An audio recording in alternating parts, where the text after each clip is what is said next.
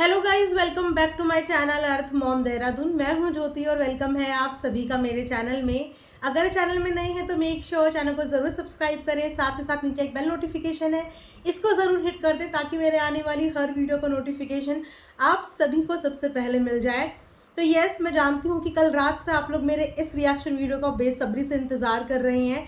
यकीन मानिए कि मैं भी इस पर रिएक्शन देने के लिए बहुत ज़्यादा एक्साइटेड थी, लेकिन थोड़ा सा मुझे काम पड़ गया था, इस वजह से ये वीडियो लेट ज़रूर होगी। लेकिन आप चिंता मत कीजिए, वो सारी बातें हम लोग करेंगे जो सारी बातें होनी चाहिए। तो आज रिएक्शन देने वाली हूँ मैं हमारे प्रिय मौसा जी के ऊपर। हालांकि मौसा जी का जो चैनल है वो मोटिवेशनल चैनल है, और जब मैंने ये चैनल देखा था उस समय पे मौसा जी के मात्र 108 या 107 सब्सक्राइबर थे। तो सबसे पहले मौसा जी को ढेरों बधाइयाँ कि मौसा जी के सब्सक्राइबर बहुत तेज़ी से ग्रो हो रहे हैं। साथ ही साथ मौसा जी का चैनल मुझे लगता है रातों रात ही मोनेटाइजेशन क्राइटेरिया पूरा कर चुका होगा। हालांकि मौसा जी ने अपने प्रमोशन के लिए कोशिश तो बहुत की थी, भले ही वो कोशिश घर की बच्ची से करी हो, उसकी वीडियो बना के करी हो, लेकिन उस तरीके से बढ़ चढ़ के प्रमोशन मिल नहीं पाया। लेकिन देखिए ना, कितनी ज़्यादा लकी है हमारी आपकी सबकी सपना कि जो जो सपना का जैसे जैसे नाम लेता है ना, वो इंसान 100 से सीधा 10,000 तक पहुंच जाता है, और कभी कभी तो 1 लाख भी क्रॉस कर लेता है। चलिए, इसके बाद शुरू करते हैं मौसा जी की ही बोली हुई बात। बहुत अच्छा लगा कि मौसा जी अपने घर की बेटी के लिए स्टैंड लेते हुए आए। हालांकि हमेशा से सबके पास अपने अपने चैनल हैं, जिस चैनल के माध्यम से सब लोग अपनी बातें रख सकते हैं, लेकिन क्या करें, मौसा जी के ऊपर इतना भार है इस पूरे परिवार का, इतनी प्यार और मोहब्बत है मौसा जी की सब लोगों के साथ कि हर किसी का पक्ष रखने के लिए मौसा जी को ही आगे करते हैं। वो क्या है ना कि मौसा जी मोटिवेशनल स्पीकर हैं और अपने चैनल पे मोटिवेशनल बातें करते हैं, तो उसी अंदाज में मौसा जी ने आके शुरू करी। बहुत अच्छा लगा कि मौसा जी ने ये बोलते हुए कहा, स्टैंड लिया, अंशु के बारे में स्टैंड लिया, लेकिन कहीं ना कहीं मौसा जी अपनी घर की बेटी के चक्कर में अपने घर की बहू को भूल गए। अगर सोशल मीडिया पे यहाँ पे हेट अंशु को मिल रही है या बाकी लोगों को मिल रही है, तो शायद मौसा जी ठीक से अपना कमेंट सेक्शन या अपने बाकी के रिश्तेदारों का कमेंट सेक्शन उठा के देखते नहीं है, या फिर मिस्टर पड़ोसी का कमेंट सेक्शन नहीं देखते, या फिर बाकी के जो इर्द गिर्द जितने भी रिश्तेदार हैं उनका कमेंट सेक्शन नहीं देखते कि वहाँ पे सपना के लिए किस हद तक गंदे कमेंट्स रखे जाते हैं सजा सजा के। कोई भगौड़ी कहता है तो कोई कुछ कहता है। उस चीज़ के लिए मौसा जी ने एक बार भी नहीं बोला। वो भी तो परिवार का हिस्सा है, और बात यह है कि परिवार की बहू है, बहू को घर की लक्ष्मी कहा जाता है। वो भी 2 बच्चों की माँ है, वो भी किसी की बहू है, किसी के घर की बेटी है। उसके लिए एक शब्द नहीं निकला। अगर हेट के लिए मना करना है तो सबको हेट देने के लिए मना कीजिए ना। अगर हेट के लिए मना करना है तो सबको हेट देने के लिए मना कीजिए ना। पार्शियलिटी तो आपने खुल्लम खुल्ला कल सोशल मीडिया पे ही दिखा दिया आपने कि आपको कितना कंसर्न है सपना से या उसके परिवार से। और एक बात और, इन्होंने अपनी वीडियो में खुद ही इस बात के लिए कंफ्यूजन क्लियर कर दी कि ये लोग सपना से मिलने के लिए, उसको घर ले जाने के लिए गए ही नहीं थे। हम लोगों को कंफ्यूजन इन्होंने खुद ही क्लियर कर दिया। वो कहते हैं ना कि ज़्यादा स्मार्ट बनने के चक्कर में ज़्यादा इंटेलिजेंट और ज़्यादा एजुकेशन भी कभी कभी ना अपना नुकसान कर बैठती है। इन्होंने खुद अपनी वीडियो में बाकायदा ये बोल दिया है कि ये लोग वहाँ पे प्रॉपर्टी से रिलेटेड चीज़ों के लिए गए थे, ना तो उस घर को एक करने के लिए गए थे, ना ही उन बच्चों को घर ले जाने के लिए गए थे, ना ही सपना को मनाने के लिए गए थे। ये लोग मात्र प्रॉपर्टी के लिए उनसे मिलने के लिए गए थे, क्योंकि प्रॉपर्टी का पोजेशन 4-5 महीने में हो जाएगा, और पोजेशन देने के लिए पेमेंट को फुल एंड फाइनल करना पड़ता है, तभी जाके वो आपको मिलती है, तब जाके आगे रजिस्ट्री का प्रोसेस शुरू होता है। लेकिन जब पेमेंट ही ड्यू है तो फिर कैसे उस चीज़ की पोजीशन मिलेगी। अब पेमेंट देने के टाइम पे, यानी कि वापस से पैसे के समय पे सपना याद आ गई और दौड़े दौड़े सपना के पास चले गए। शायद ये कॉम्प्रोमाइज़ करने से पहले इन्होंने वो वाला ऑडियो नहीं सुना था जिस ऑडियो में सपना ने सामने से ये बात बोली थी। हम सब इस बात के गवाह हैं, पूरा सोशल मीडिया इस बात का गवाह है कि सपना ने सामने से बोला था कि मथुरा वाली प्रॉपर्टी का क्या करना है। अगर आपको वो प्रॉपर्टी रखनी है तो आप मुझे वो पैसा दे दो जो मेरा लगा है, और अगर मैं रख लेती हूँ तो मैं आपको वो पैसा दे दूंगी जो आपका लगा है। सपना ने सबसे पहले यही बोला था कि मैं आपको वो पैसा दे दूंगी जितना उसमें लगा है, वो घर आप मुझे दे दो। तो इन्होंने पहले उस चीज़ के लिए हाँ बोला था, और उसके बाद वो कॉल रिकॉर्डिंग आज भी सोशल मीडिया पे है कि उसके बाद ये पलट गए क्योंकि उसके बाद जगह जगह से ले लिया हुआ ना राय मशवरा, पढ़ी लिखी फैमिली है भैया, वेल एजुकेटेड, गैजेट रैंक के ऑफिसर्स उस फैमिली में हैं, मतलब इतने इतने लोग हैं उस फैमिली में, शिक्षक हैं, प्रिंसिपल हैं, मतलब सब रैंक के, सारी प्रोफाइल के, इस वर्ल्ड में जितनी भी प्रोफाइल हैं सारे लोग मिलेंगे इनके घर पे। इन सबसे सलाह मशवरा के बाद स्टेटमेंट पलट गया और अंकल जी ने डिसाइड किया कि नहीं नहीं, वो घर मैं रखूँगा और उस घर में जितने पैसे लगे हैं वो पैसा मैं दे दूँगा। यही बात हुई थी ना। तो जब ये बात ऑलरेडी हो गई थी, उसके बाद फाइनल पेमेंट लेने के लिए सपना के पास क्यों पहुंच गई? अगर वाकई में आपको ये घर ठीक से डिवाइड ही करना था तो या तो ये घर पूरा सपना को दे देते या ये घर पूरा अंकल आंटी को दे देते, सपना को पैसे दे देते। और वैसे तो सपना ने ना पैसे लेने से भी मना कर दिया था और घर लेने से भी मना कर दिया था, तो क्यों फुल एंड फाइनल प्रॉपर्टी के लिए, फाइनल पेमेंट के लिए सपना के दरवाजे पे आने की ज़रूरत थी, जबकि आप लोग उसको लेने के लिए गए ही नहीं। आप लोग अगेन यहाँ पे प्रॉपर्टी और धन दौलत के लिए गए। एक तरफ इन्होंने खुद ये चीज़ें बोली कि जब ये लोग वहाँ पहुँचे तो इनका बहुत इज्जत हुई, मान सम्मान हुआ, बहुत पॉजिटिव नोट पे सब कुछ हुआ। इससे यह जाहिर होता है कि आपकी एजुकेटेड फैमिली एक गंवार फैमिली के आगे हार गई, कि गंवार होने के बावजूद उनके अंदर इतने संस्कार थे कि बेटी के ससुराल से कोई आया है और आप लोगों की आवभगत में उन्होंने कोई कमी नहीं करी, अपने दरवाजे पे आए हुए मेहमान की उन्होंने बेइज्जती नहीं करी। ये इन्होंने ही ये बात बोली है। तो यहाँ से सपना की फैमिली के भी संस्कार हमें पता चल गए और इनके भी संस्कार हमें पता चल गए थे कि ये लोग किस तरीके से अपने आप को सो कॉल्ड एजुकेटेड बताने वाले, अपने आप को सो कॉल्ड गैजेटेड रैंक की फैमिली बताने वाले लोग किस तरीके से शराब पीने के बाद घर की बहू बेटियों के साथ गाली गलौज करते हैं। तब क्यों एक भी जना आके उठ के इस बात को विरोध करने के लिए नहीं आया कि सपना ने जो चीज़ें बोली हैं वो झूठ है? क्यों नहीं बोलने के लिए आए? जब इतने बड़े बड़े एलिगेशन इन पे लगे, उस समय पे ये लोग खामोश क्यों थे?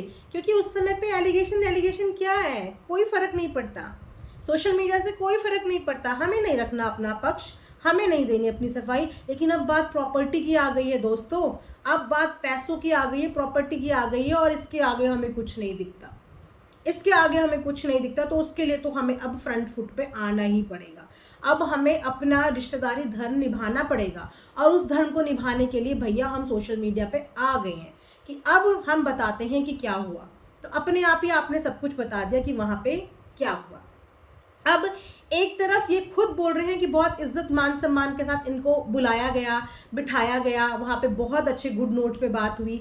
उसके बाद ये खुद कमेंट सेक्शन में कमेंट का जवाब देते हुए कहते हैं कि वो लोग कैसे जाते जब सपना ने ही मिलने से मना कर दिया। भैया एक बात बोलो, अगर सपना ने मिलने से मना कर दिया था तो आप लोग कैसे सपना के घर पहुँच गए? पहले तो आप लोग पहुँचे ना। अगर सपना ने मना कर दिया था तो आप लोगों से कैसे मुलाकात करी? और अगर सपना ने मना कर दिया था तो दूसरी बार वो लोग कैसे पहुंच गए? सपना सब चीज़ें छोड़ के भागी भागी मथुरा आई थी और उसके बाद आप लोगों से मिली भी, तो सपना ने आप लोगों को मिलने से कैसे मना कर दिया? मतलब झूठ बोलने की भी एक सीमा होती है, वो भी वो झूठ जो आप खुद वीडियो में कुछ और बोल रहे हो और कमेंट सेक्शन में आप कमेंट करके कुछ और ही बात कर रहे हो। यहाँ पे इन्होंने एक चीज़ और बोली, वो थी रॉड चैनल से रिगार्डिंग। एक तरफ सपना ने रॉड चैनल दे दिया, दूसरी तरफ वो बच्ची बोलती है कि मैंने रॉड चैनल एक्सेप्ट नहीं किया। अब हम इतने दिनों से ये सोचें कि रॉड चैनल एक ने दे दिया, एक ने लिया नहीं। भैया ये चैनल गया तो गया कहाँ? धरती समा गई, आसमान निगल गया, ये चैनल रातों रात गायब कैसे हो गया? तो दूसरी तरफ 2-3 बार ये वीडियो बनाई गई कि मैंने वो चैनल एक्सेप्ट नहीं किया है, उस चैनल पे मेरी कोई मेहनत नहीं है, वो ये नहीं है, वो नहीं है। लेकिन देखिए ना, उस चीज़ का खुलासा भी मौसा जी ने अपनी वीडियो में कल खुद ही कर दिया। हम सबकी कन्फ्यूज़न दूर कर दी, अपने आप ही इस बात के सबूत दे दिए कि वो रॉड चैनल इन्हीं लोगों के पास है। बहुत चालाकी से इन्होंने वो चैनल लिया, सोशल मीडिया पे ये दिखाया कि नहीं लिया, लेकिन उस चैनल का पासवर्ड, ईमेल सब कुछ चेंज कर दिया। और वो सबूत खुद मौसा जी ने अपने कमेंट सेक्शन में दे दिया है। जब एक सब्सक्राइबर ने इनसे पूछा कि रॉड चैनल के बारे में बताइए, तो मौसा कहते हैं कि वो रॉड चैनल हमारी बिटिया की, हमारी बच्ची की 12 साल की मेहनत है, 12 साल काम किया है उसने वहाँ पे, उस पर उसका हक बनता है और वो हक उसको उसके फूफा जी और बुआ ने दिलवाया है। वो हक फूफा जी और बुआ ने दिलाया है। एक बाल कलाकार भी अगर इतने साल काम करता है तो उसको भी मिलता है।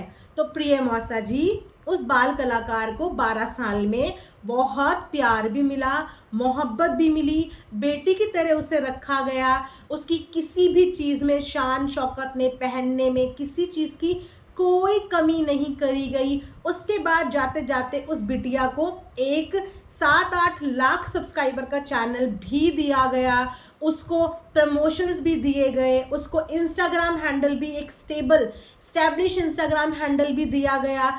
आपकी बेटी को 12 साल में लखपति बना के भेजा गया और आज की डेट में वो लाखों कमा रही है। तो इतना 12 साल का काफ़ी नहीं था क्या? इतना अमाउंट 12 साल का काफ़ी नहीं था? उस बच्ची के 12 साल की कीमत आपने यहाँ पे लगा दी, और जो बहू जिसने इस खानदान को अपना तन मन धन 2 बच्चे दिए, उस बहू को क्या मिला इतने साल में? उस बहू को उस घर से क्या मिला? इसके लिए आपने कोई आवाज़ नहीं उठाई, इसके लिए आपने कोई बात नहीं करी। 12 साल में आप एक बच्ची के साथ यहाँ पे सारी कैलकुलेशन लगा रहे हो, तो उस बहू की कैलकुलेशन भी तो लगाते मौसा जी, उस बहू की कैलकुलेशन भी लगाते और बोलते कि इस बहू ने इतने साल दिए हैं, 2 प्यारी प्यारी बच्चियां दी हैं, ये मथुरा वाला घर तो इस बहू का बनता है। तब हम मानते कि चलो आपने एक बेटी को चैनल दिलवा दिया और एक बहू को आपने घर दिलवा दिया। लेकिन आप यहाँ पे बायस्ड हो गए, आपने यहाँ पे खुद ही ये चीज़ें दिखा दी कि बहू और बेटी का आप लोगों की नज़रों में कितनी कितनी कितनी अहमियत है। मतलब बेटी को कहाँ पहुँचा दिया और बहू को कहाँ पहुँचा दिया कि एक औरत सरेआम सोशल मीडिया पे उसका पति आपकी बहू को गाली देता है, गंदी गंदी उसको बदनाम करने की कोशिश करते हैं, और आप लोगों की इंसानियत देखो, ये एजुकेशन है आप लोगों की। इससे कई ज़्यादा बढ़िया होते हैं जो अनपढ़ होते हैं, एटलीस्ट वो लोग इज्जतदार लोग होते हैं। मजाल है कि आप उन घर की बहू बेटियों के ऊपर एक तिरछी निगाह भी निकाल के देखें। एजुकेशन आपको ये नहीं सिखाती है, एजुकेशन आपको एक अच्छा इंसान बनाना सिखाती है, इंसानियत के लिए आवाज़ खड़ी करना सिखाती है। एजुकेशन ये नहीं सिखाती है कि गलत देखो, आंखें बंद करो और साइड होके उस गलती पे तालियां बजाओ, ये नहीं सिखाती हमें एजुकेशन।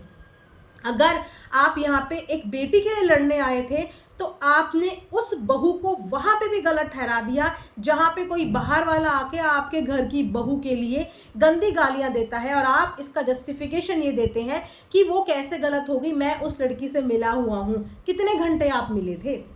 आप उस लड़की से जिसके पति ने आपकी बहू को गंदी गंदी गालियाँ दी, जिसकी बीवी ने आपके बहू के ऊपर कर्म कांड का आरोप लगाया, आप कितनी देर उससे मिले थे? आपके अंदर इतनी ज़्यादा, मैं क्या बोलूँ, आईक्यू लेवल आपका इतना स्ट्रांग है, आप इतने दूरदर्शी हैं कि आप किसी से 1 घंटे की, आधे घंटे की मुलाकात में समझ गए कि वो इंसान कैसा होगा। मौसा जी, जो घर नहीं देखा वो घर अच्छा। दूर के ढोल सुहाने लगते हैं। अगर वो लड़की आप लोगों को इतनी प्रिय थी, उसकी फैमिली आप लोगों को इतनी अच्छी लगती थी, तो फिर क्यों अंकल आंटी उस लड़की के घर पे आने से नाक मुंह सिंकोड़ते थे? क्यों अंकल आंटी उस लड़की को वीडियो में आते नहीं थे, व्लॉग बनाने देते नहीं थे, प्यार से बात नहीं करते थे? क्यों चिढ़ते थे? अगर आप लोगों को वो लड़की और उसका परिवार इतना अच्छा लगता था, एजुकेटेड लगता था, रिस्पेक्टफुल लोग लगते थे, तो जब वो लड़की अपने पति के साथ आप लोगों के घर पे आती थी, मतलब आपके रिश्तेदारों के घर पे, तो नाक मुंह क्यों सिंगोड़े जाते थे?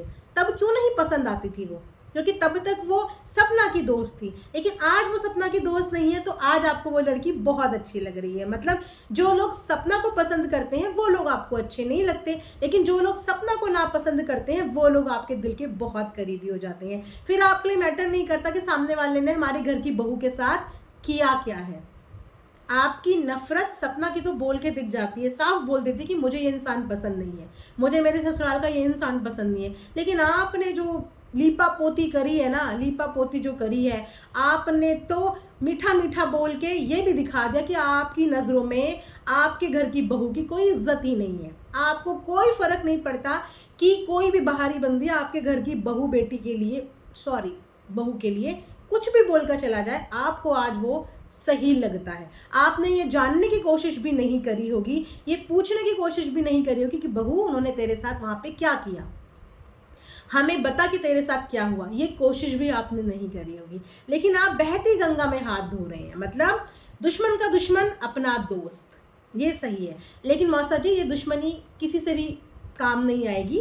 काम तो आपका सपना ही पूरा कर पाएगी, है ना। बाकी कोई आपका जो सपना है घर का, जायदाद का, प्रॉपर्टी का, बाकी वो कोई सपना पूरा नहीं कर पाएगा। वो सपना सिर्फ सपना पूरा कर पाएगी। लेकिन अगर आज आप इस वीडियो में थोड़ा बहुत पक्ष भी 10% भी अपनी बहू का फेवर लेते ना, तो आज आपकी इज्जत हमारी नज़रों में बढ़ जाती कि एक बुजुर्ग इंसान हमारे सामने आया और बहुत समझदारी से उन्होंने बात करी। लेकिन आपकी पूरी की पूरी वीडियो ने ये प्रूव कर दिया कि सपना आप लोगों के बारे में जो सोचती है, जो बोलती है, वो बिल्कुल सही बोलती है। आप लोग घर जोड़ने की कोशिश नहीं करना चाहते, आप लोग घर जोड़ने के लिए इनिशिएटिव लेना ही नहीं चाहते। आप लोग सिर्फ प्रॉपर्टी के लिए वहाँ पे गए थे। जब वो काम नहीं बना तो अंकल आंटी वहाँ पे आए, लेकिन आप लोग सपना से पैचअप कराने के लिए अंकल आंटी का नहीं गए थे। सो ये मक्खन पॉलिश किसी भी काम नहीं आई। इनफैक्ट आप अपने आप खुद ही एक्सपोज हो गए, आप खुद ही यहाँ पे एक्सपोज हो गए। जो इंसान अपनी बहू को गाली देने वाले लोगों की इतनी तारीफ कर सकता है बढ़ बढ़ के, वो इंसान कुछ भी कर सकता है। आज आप यहाँ पे बोलने के लिए आगे, उस दिन मैं बोलूँ उस बच्ची का मुंह कहाँ था जिस दिन सोशल मीडिया पे इसी बच्ची ने वीडियो डाल के बताया था कि मैं भाभी को अपनी तरफ से फ्री कर रही हूँ, मैं भाभी को अपनी तरफ से आज़ाद कर रही हूँ। आज आप आके ये बोल रहे हो कि सपना उसे बोलती थी कि मेरे फेवर में बोल, सपना उसे अपने फेवर में देने के लिए बोलती थी और नीचे वाले मतलब बुआ फूफू अपने फेवर में बोलते थे, इसलिए वो बच्ची बेचारी रोने लग गई, वो बच्ची बेचारी पिस गई, वो बच्ची पिस गई। और उस वक्त पे उस बच्ची ने ये सोशल मीडिया पे नहीं बताया। उस वक्त पे उस बच्ची ने बिल्कुल सपोर्ट किया कि भाभी को अपनी ज़िंदगी जीनी चाहिए, भाभी को मैं आज़ाद करती हूँ, भाभी को भी खुशियाँ मिलनी चाहिए, वो भी खुशियाँ डिज़र्व करती हैं। इतनी बड़ी बड़ी बातें करके वहाँ से वो बच्ची निकली और आज 2 महीने बाद आप सब लोग संयुक्त हो गए, एक दूसरे के साथ खड़े हो गए और सब ने हर चीज़ में गलती सपना की निकाल के बिठा दी, सारी गलती सपना की बता दी। सब एक साइड हो गए, बिल्कुल क्लीन एंड क्लियर कर दिया अपने आप को और सारी की सारी गलती सपना की हो गई। उस वक्त पे उस बच्ची को भेजा गया, वो बच्ची चली गई। उसके बाद सपना उस बच्ची से मिलने गई, वहाँ पे सपना का अपमान हुआ। उसके बाद ये लोग आते हैं दिवाली मनाने वहाँ पे और गले चिपट चिपट के सबसे रोया जाता है, आदर सत्कार किया जाता है। वाह, एक इंसान इतना बड़ा विलन बन गया और एक इंसान बिल्कुल भगवान बन गया कि उन्होंने एक छोटी सी बच्ची को अपने घर में पाला पोसा था। एक और स्टेटमेंट यहाँ पे अंकल जी ने दी है, मौसा जी ने, कि 2 महीने की बच्ची मेरे पास रही है। मुझे समझ में नहीं आया कि ये जो इस बच्ची की ज़िंदगी रही है, ये क्या रिश्तेदारों में डोलती रही है? 2 महीने की बच्ची आपके पास, फिर 3 साल की बच्ची उनके पास, क्यों? ये बोल के वहाँ भेजा गया कि उनके पास बेटी नहीं थी, तो इनके पास बेटियों की क्या लाइन लगी हुई थी? क्या आप अपने दिल का टुकड़ा, जिगर का टुकड़ा जो मात्र 2 महीने का हो किसी के पास भेज दोगे? 2 महीने के बच्चा मदर फीड पे होता है, मदर फीड पे 2 महीने का बच्चा होता, तो वो बच्ची डोल क्यों रही थी रिश्तेदारों में? अगर उसके पिताजी इतने बड़े करोड़पति थे, जमींदार थे, जमीन जायदाद वाले थे, तो उन्होंने अपनी बेटी को इधर उधर दान में क्यों दिया हुआ था? क्यों अपनी बेटी की ढंग से खुद परवरिश नहीं कर पाए? एक से एक हॉस्टल है, अगर बच्चे की एजुकेशन की बात है और आप एक करोड़पति लोग हो, एक से एक अच्छे से अच्छे मेट्रो सिटी में हॉस्टल है जहाँ पे बच्चों की पढ़ाई हो सकती है। मात्र 2 महीने की बच्ची आपके पास कर क्या रही थी, ये बात नहीं बताई आपने मौसा जी। 2 महीने की बच्ची आपके पास करने क्या आई थी? उसके पेरेंट्स ने उसको भेजा था या फिर कुछ और ही रीज़न था? इस वक्त पे आरू की उम्र भी इसी के आसपास होगी।